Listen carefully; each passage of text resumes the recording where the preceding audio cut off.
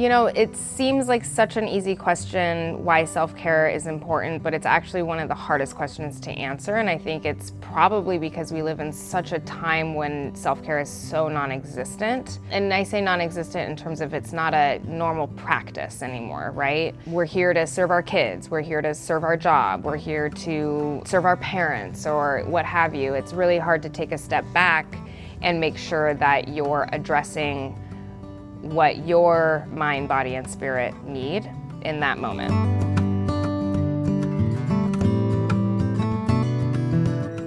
Hi, my name is Ashley Schmidt. I'm the lead community health nurse. Self-care is the act of caring for yourself. Self-care is honoring yourself as a human, right? You have human needs just like everyone else around you, or every other task that you're putting everything into, you should also know that you can put that into yourself. If you are not doing well and you're having a hard day, take a walk outside and get some fresh air. It's also encouraged, if you have time, if you have PTO, if you have sick leave, use it. If you need to take time for yourself, take time for yourself. For those that have a hard time winding down at night, it could be a practice of 10 minutes of mindful journaling, or even 10 minutes of jotting down what you did that day and making a plan for the next day.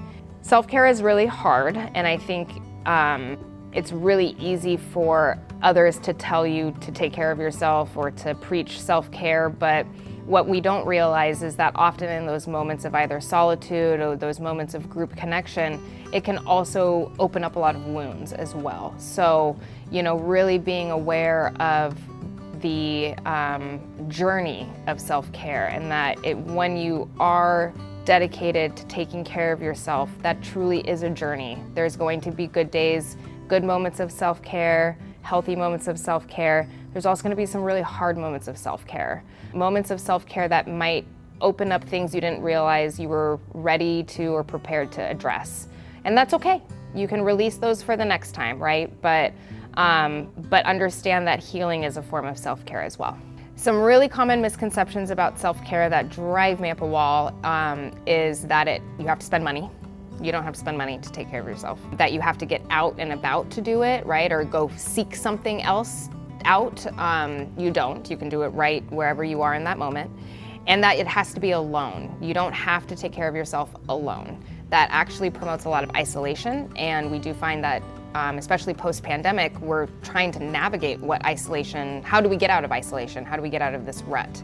And being able to participate in community self-care acts like cultural events, or even just finding that connection with others, is a form of self-care. Diving into one's cultural identity, even if it means addressing the traumas and addressing some of the historical issues that our people have faced, that leads to healing, and that healing leads to self-care as well. So don't ever get caught in that bubble or that pressure of, well, I have to set aside time for myself. That's a form of self-care, but you can find self-care with other people as well. Some tips to really finesse your self-care practice is really trying to make it a habit, right? So self-care truly is a muscle to stretch and flex and get stronger, and the more you practice it, the stronger it will be.